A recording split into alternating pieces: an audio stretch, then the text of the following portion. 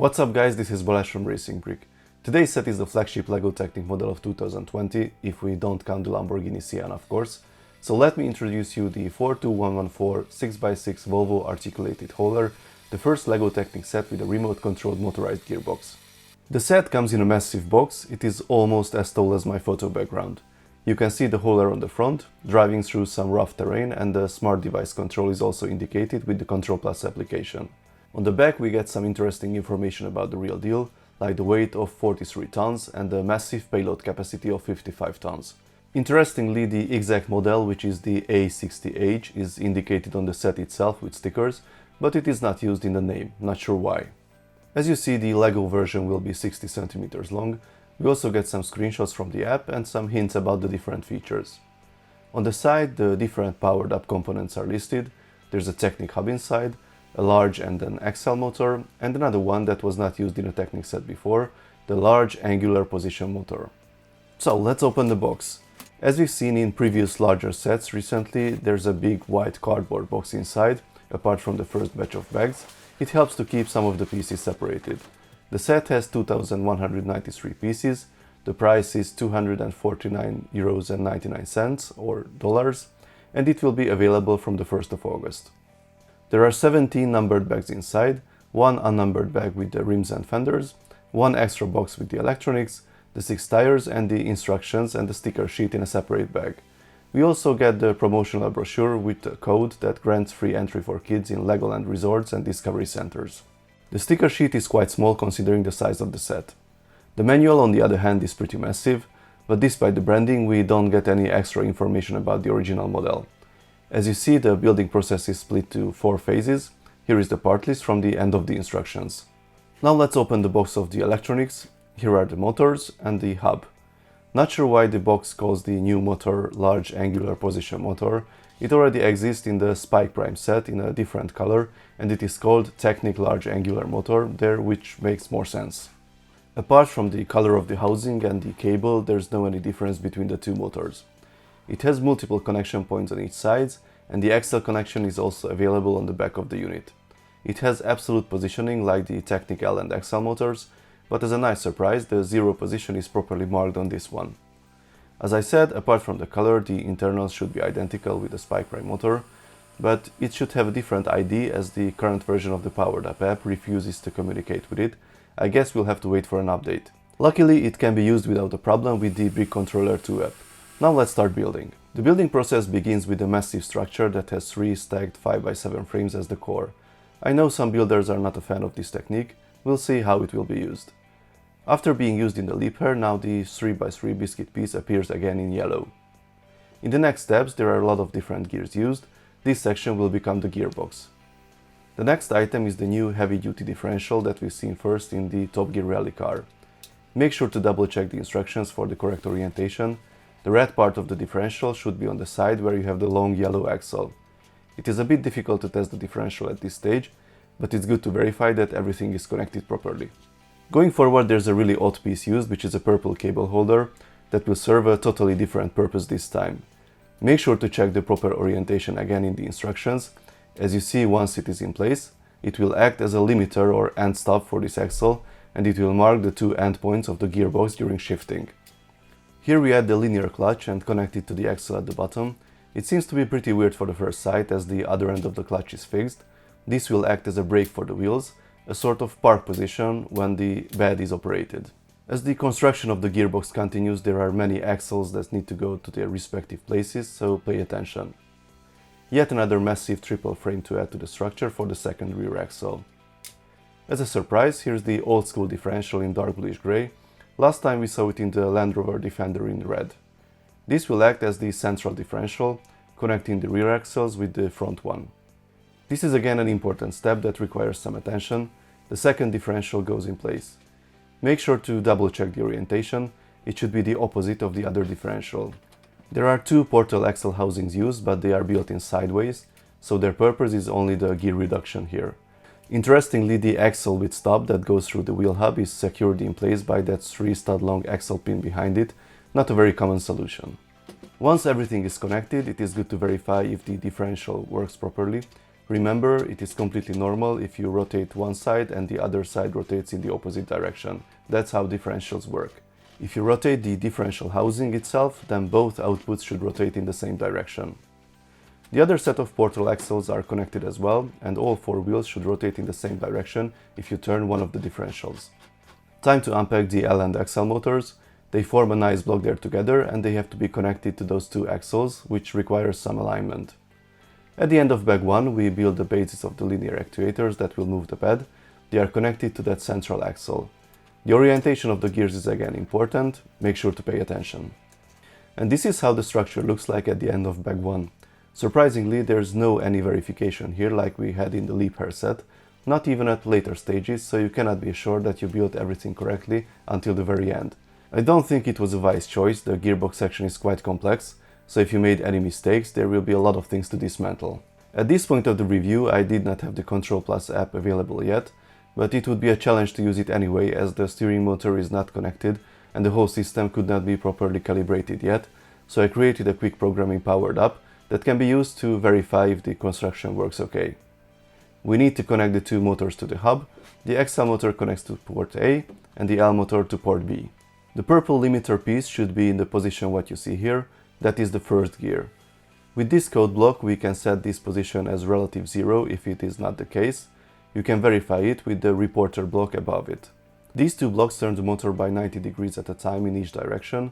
The speed is set to slow on purpose to avoid the overshoot effect. Here you can see the gearbox in action.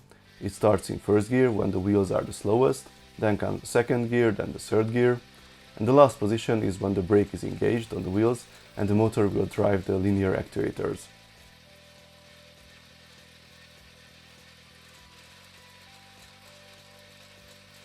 Here's a close-up where you can see the different gears, and here's one with the wheels mounted to have a better visibility on the speed difference. Bag 2 starts with the core of the front section. Apparently the frame stacking method is becoming a trend now, but I have to say that the structure is indeed very rigid. Two portal axles added here as well for the proper gear reduction. It is nice to see that LEGO tries to help less experienced builders with these warnings to make sure similarly looking parts are not swapped accidentally. We can already see how the steering of the front section will work, and the axle is also in place that will drive the front wheels through the differential. This section is really built like a tank, it is super solid. Here comes the large angular motor.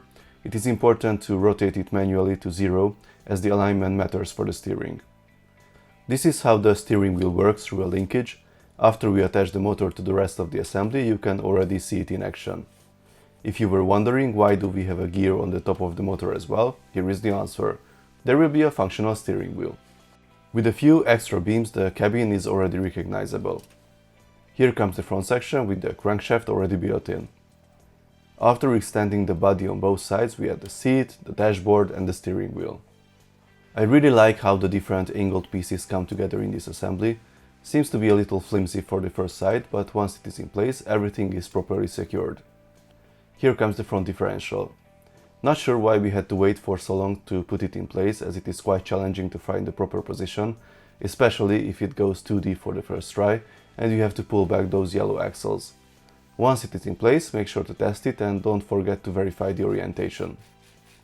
This is the moment when the two sections are joined together and we start to feel the real dimensions of the hauler. There is yet another verification step to make sure all differentials have the correct orientation, and after a little cable management we are finished with bag 2. Bag 3 starts with the hub. Interestingly, the ports and cables are not color-coded with stickers or color-coded cable organizers this time. The correct cable layout has to be followed based on the building instructions. Can you guess what will this thing become with those system pieces? Well, I did not have a clue initially, but as you see, these are the stairs to climb up to the cabin. Another part that is not totally obvious for the first sight, this piece will use the light on top to turn the hub on and off. As you see, the roof is an interesting construction. It is half Technic, half system, but it all comes together well. Due to the structure, it is a bit challenging to put it in place. Some shiny pipes to add to the engine bay, and after that comes the inline-6 engine with a pretty interesting setup for the pistons. I've never seen something similar and I'm not totally sure why this construction was used. If you have any ideas about this, let me know in the comments. Here comes the front section with the huge Volvo logo.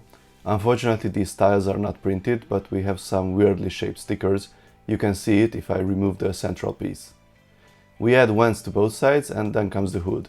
It has some very wacky angles and interesting details. On the inside you can see some unusual connections, but the whole structure comes together very nicely. I really like it. We get the wheel arches from the Defender in yellow, but unfortunately the back stripe on the inner edge is printed, so this limits the alternative usage of the part. The last items from Back 3 are the rails and the rear view mirrors. So this is how the set looks like at the end of Back 3.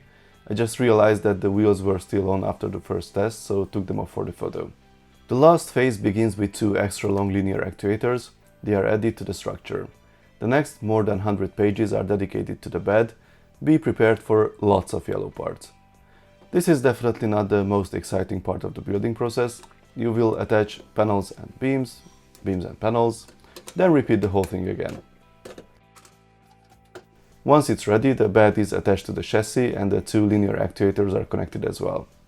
And here is the end result, or massive 6x6 Volvo Articulated Hauler.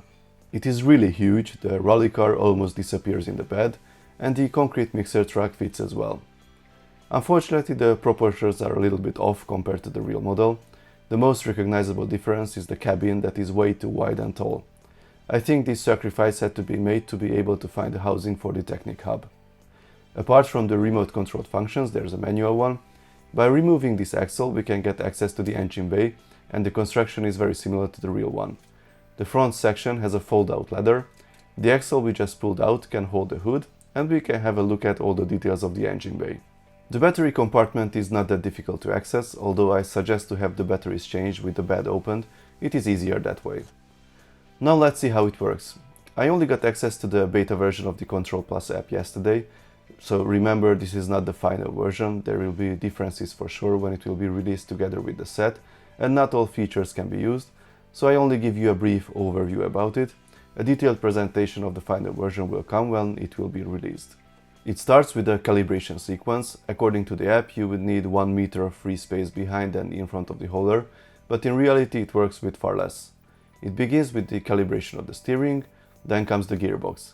It takes quite some time to finish. I accelerated it a bit, but I measured the whole process for you. It takes 1 minute and 20 seconds to be completed. So let's take a quick look at the controls. On the right we have a function selector. It is in neutral by default. In D position we get automatic transmission with all the 3 gears. In position 2 we only have first and second gear. In position 1 we only have the first gear. We also have 3 gears in reverse. Throttle and steering is controlled with the joystick on the left. There's a button to lock the current gear. There are different views for the central section with data from the hub, simulated cargo, statistics and so on. The 2 buttons on the left can be used to operate the bed. There's a second control section where we can switch to manual transmission, and the throttle and steering is controlled with a weird but useful controller in the middle. There's one thing that I want to show you, and I'm not sure if this behavior will change until the final release, as it seems to be intentional and it's quite distracting. Let's take a closer look at the gearbox. As you see, if I start to drive forward, the gearbox switches from park to the first gear, then the second and the third. The problem is that the park position and the first gear are at the opposite ends of the gearbox, and every time you release the throttle, the gearbox automatically switches back to park. This makes sense from a certain point of view, as the hauler has an automatic parking brake this way, but it takes an awfully lot gearbox switches to accomplish that, and I'm not quite sure how the gearbox parts will handle the stress on a longer term. As you see, the switch happens quite quickly and with a lot of force. Sometimes there are awful cracks happening. Unfortunately, the gear shifter motor also has a tendency to get the position incorrectly. That means the ring selectors won't fully engage the clutch gears, and the result is again a whole bunch of cracking. Interestingly, switching simply between the gears can be performed very smoothly. Here's a quick powered up code for testing, similar to the one I used after phase 1. There's a manual calibration for the 0 position, then I can switch between the gears sequentially, but also go from first to park directly, and it happens very smoothly without much cracking. I'm not sure what is the exact difference, but this shows me that the issue is not with the hardware, so hopefully the software part will be improved going forward. A similar smooth experience can be achieved with Brick Controller 2. I will use that one going forward for my tests. So let's see the speed and the performance. There's a visible speed difference between the gears. but they go actually from painfully slow to moderately slow, so don't expect the agility of the real thing. Here is the Top Gear rally car for comparison. That one is usually considered to be very slow. I guess it's all about the perspective. Now let's take it outside. In the first gear the torque is actually enough to move in the grass as well, but I'm sure that's not advised to do. Switching to second gear stops the hauler almost immediately. The climbing performance on flat surface is actually quite impressive. Again, switching to second gear makes a huge difference. The hauler cannot even climb this slope this time. So the climbing performance in first gear and on flat surface is pretty good, but if you were planning to go off-roading with this thing, then I have to warn you, the open differentials will be your biggest enemy. Even if one wheel loses traction, the hauler stops immediately, and it happens a lot. The speed in third gear is not that bad. You can see here the turning radius as well. So to sum it up, from a technology standpoint, this set can be an important milestone in the history of RC LEGO vehicles with the motorized gearbox, but the software side still needs to show some evidence, and the practicality of the RC gearbox can be questioned as well. It is an interesting build, it looks very convincing, and the performance can be impressive with the proper conditions. Some proportions are off and the lack of suspension at the rear might be disappointing for some, but the space was needed there for the gearbox. Let's wait for the final version of the app, we will test it again, and then I will give you my final verdict.